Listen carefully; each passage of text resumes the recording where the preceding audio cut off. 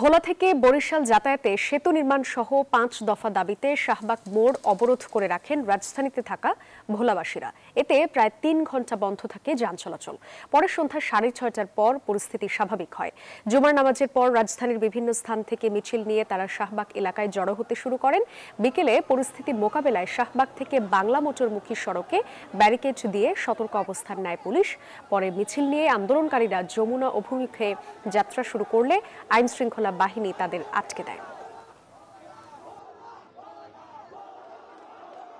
সবকিছু কাজ চলতেছে, এই সরকারের উপদেষ্টারা গিয়ে কাজ বন্ধ করছে, বলছে তারা অক্টোবরে কাজ শুরু করবে।